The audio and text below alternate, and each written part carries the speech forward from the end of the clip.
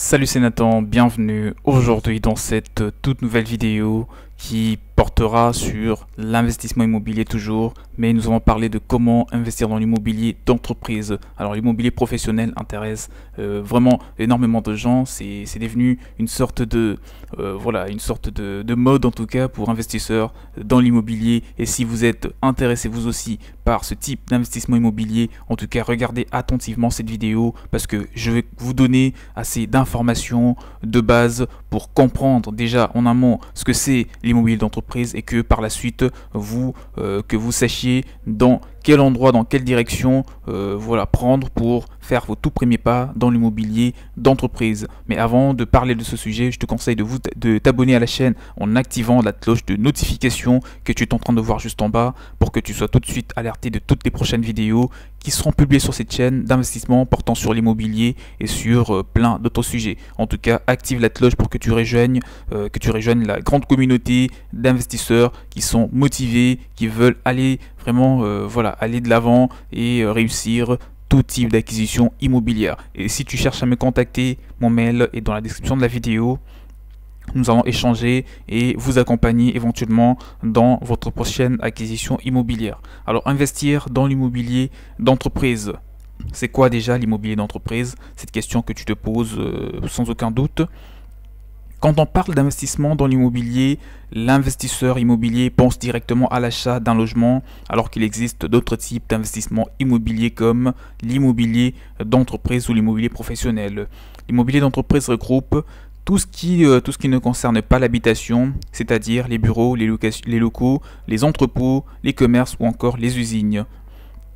Donc si vous investissez avec discernement, l'immobilier d'entreprise constitue donc un très bon placement. La rentabilité de cet investissement est beaucoup plus importante que la rentabilité la rentabilité obtenue avec l'immobilier locatif d'une habitation avec 2 fois plus. Vous avez la possibilité de pouvoir répercuter plus de charges sur les locataires et le bail est souvent de longue durée. Donc vous doutez bien que lorsque vous louez vos locaux à une entreprise, comme je l'ai dit très précédemment dans d'autres vidéos sur l'immobilier toujours, qu'une fois que vous louez un bien immobilier à une entreprise, on est bien d'accord que ce n'est pas dans 2 ou 3 ans qu'il va changer ses locaux. Parce que les entreprises, lorsqu'ils prennent des locaux, lorsqu'ils louent des locaux, c'est dans la plupart du temps pour y rester minimum 10 ans, minimum 15 ans, minimum 5 ans, et ils quittent que très souvent par cas de force majeure. Ce n'est pas par plaisir qu'une entreprise peut se dire du jour au lendemain, comme un particulier, moi je vais aménager dans l'autre quartier ou en face de la ruelle parce que une ou deux choses ne me plaisent pas dans ces locaux. En tout cas, la plupart du temps, ils restent pour une très longue durée. Qui dit rester pour une très longue durée, ça veut dire garantir en tout cas une rentabilité sur le moyen long terme. Comme j'étais en train de le dire, que la rentabilité de cet investissement est variable et généralement comprise entre 4 à 8%. Les contrats de location est le plus souvent est le plus souple et permet de répercuter davantage des charges et des locataires. Mais le marché est confidentiel et peu accessible. C'est ce qu'il faut avant toute chose savoir sur l'immobilier d'entreprise. Il faut savoir qu'il existe 2 types des baux. Donc pour parler des bails, on a les baux commerciaux qui concernent les activités commerciales et les baux professionnels qui concernent les activités libérales, artisanales et associatives. Alors le choix s'est fait en fonction de la nature du bien, du locataire et du secteur d'activité ciblé. La rentabilité nette est proche de la rentabilité brute pour le bien immobilier d'entreprise. Il est entendu que les charges rattachées à l'immobilier d'entreprise sont toutes ou en partie renvoyées sur les locataires. Les entrepôts, pour parler des entrepôts, parce que ça fait partie, comme je viens de le dire, de type des biens immobiliers d'entreprise. Louer un entrepôt s'avère être un investissement judicieux avec une rentabilité comprise entre 6 et 10%. Cela va dépendre de l'emplacement qui est un élément clé pour déterminer le montant de la location, les taux d'occupation et donc la rentabilité que vous pouvez en tirer. Le choix du type de bail revient au propriétaire et c'est défini en fonction de l'activité qui sera exercée au sein de l'entrepôt.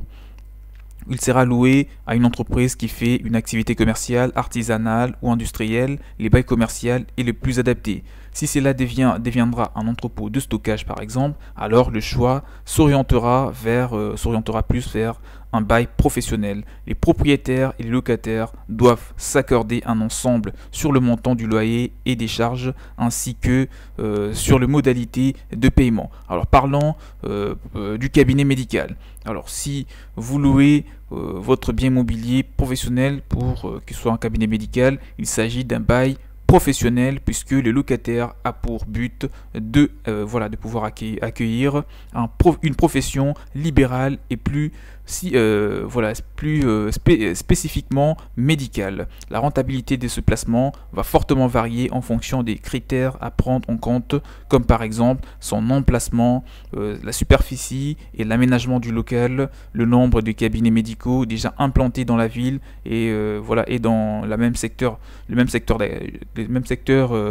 géographique pour ainsi éviter un trop grand nombre de personnes exerçant la même profession, etc. Parlons maintenant des bureaux. Investir dans les bureaux est un investissement très intéressant dont la rentabilité est souvent de 2 à 3% plus élevée que l'immobilier privé. Vous trouverez de nombreux avantages comme la souplesse du bail professionnel dont la durée est de 3 à 9 ans, ce qui assure une stabilité aux propriétaires. L'emplacement est encore une fois déterminé dans le calcul de la rentabilité et il est préférable de choisir une localisation prisée et proche des grands axes, donc axes autoroutiers, transports en commun, centre-ville, etc. Local commercial. Investir dans un local commercial est un des meilleurs moyens pour vous bien sûr de pouvoir vous diversifier en patrimoine.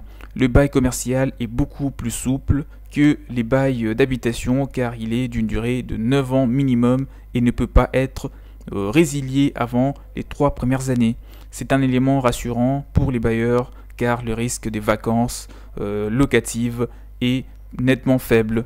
Certaines axes peuvent être à la charge du locataire et les frais sont donc allégés pour les propriétaires, par exemple les taux d'aménagement ou de rénovation ainsi que les frais de gestion peuvent être payés par le locataire lui-même.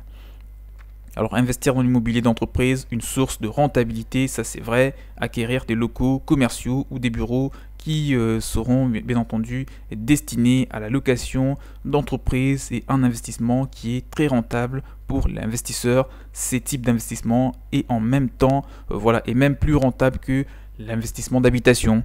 Alors là, on avance en tout cas. Investir dans l'immobilier d'entreprise, les différents avantages. Tu te poses sûrement cette question. Quels sont, au final, en fin de compte, quels sont les avantages de se lancer dans l'immobilier professionnel? Moi, je te dis que l'avantage de l'investissement dans l'immobilier d'entreprise concerne les bénéfices de l'opération. La rentabilité est souvent très supérieure à 2 à 3%. Donc est souvent supérieur à l'immobilier privé résidentiel et cela peut s'avérer plus intéressant économiquement sur le long terme. Les seconds avantages de l'immobilier d'entreprise concernent la durée des baux. Alors contrairement au bail d'un particulier, quand vous investissez dans l'immobilier d'entreprise, votre bail est comprise entre 3 et 9 ans, ce qui assure une stabilité et limite les frais de gestion car le locataire ne peut pas quitter les lieux avant la fin de chaque période de 3 ans. En cas d'impayé, il existe un dispositif souple qui permet de demander un recours rapide alors que dans l'immobilier résidentiel, le locataire est davantage protégé dans ce genre de cas de figure. Le coût de gestion sont réduits pour les propriétaires. Par exemple, les travaux d'entretien et de rénovation sont à la charge de l'entreprise locataire et non pas à la charge du propriétaire. Parlons maintenant des inconvénients de l'immobilier d'entreprise parce qu'on arrive vers la fin de la vidéo. Les risques de vacances locatives est important. Même si l'immobilier d'entreprise a l'avantage de bénéficier de baux souples et relativement libres, certaines activités professionnelles et commerciales peuvent quitter les locaux à cause de la crise économique ou d'un arrêt d'activité. Mais ça, en tout cas, la crise, ça n'arrive pas tous les 6 mois. On est tout à fait d'accord que c'est par cas de force majeure que des entreprises peuvent ne plus vouloir louer vos locaux. En tout cas, ça n'arrive que une fois sur 5. mais ça arrive et il faut en parler. Et cela peut accentuer les périodes de vacances locatives. L'emplacement est un élément primordial pour assurer une stabilité aux propriétaires. Que ce soit pour un cabinet médical ou un local commercial, la localisation va déterminer la rentabilité et le chiffre d'affaires de l'entreprise installée. Attention donc à investir dans des zones attractives et principalement en centre-ville pour ne pas avoir du mal à trouver des locataires. Enfin, le coût des travaux est généralement plus élevé que pour des biens immobiliers résidentiels. L'immobilier d'entreprise peut s'avérer être cher ou même très cher en entretien. Par exemple, les bureaux et locaux commerciaux doivent disposer d'équipements spécifiques comme la climatisation, l'accès à l'informatique, les équipements de sécurité et doivent parfois répondre à des normes environnementales bien précises. Donc c'est la fin de la vidéo. Dites-moi dans le commentaire si vous avez des points qui n'ont pas été abordés. Je me ferai le plaisir de vous répondre vraiment et de vous faire si possible une nouvelle vidéo sur l'immobilier d'entreprise en répondant plus précisément à toutes vos prochaines questions. Et n'oubliez pas, si vous voulez investir dans l'immobilier d'entreprise, que ce soit en France, que ce soit en Afrique, que ce soit en Europe, partout en Europe, en Asie, en Amérique, en tout cas nous avons des contacts un petit peu partout dans le monde. Je vous aiderai en vous fournissant des documents plus détaillés ou même vous donner accès à des programmes ou voilà donc et par la suite vous mettre en relation avec nos contacts pour vous aider, vous accompagner du début jusqu'à la fin et vous garantir la rentabilité de votre acquisition immobilière. On arrive, en tout cas c'est la fin de la vidéo. N'oubliez pas, abonnez-vous massivement à la chaîne en activant la cloche de notification pour ne rien rater. Comme ça vous allez pouvoir rejoindre la grande communauté des entrepreneurs en tout cas qui sont motivés, des investisseurs surtout immobiliers qui veulent réussir dans ce domaine, et vous allez bénéficier et profiter surtout de leurs connaissances à votre profit pour réussir tous vos prochains investissements. On se retrouve donc très prochainement. Portez-vous bien. Ciao, ciao.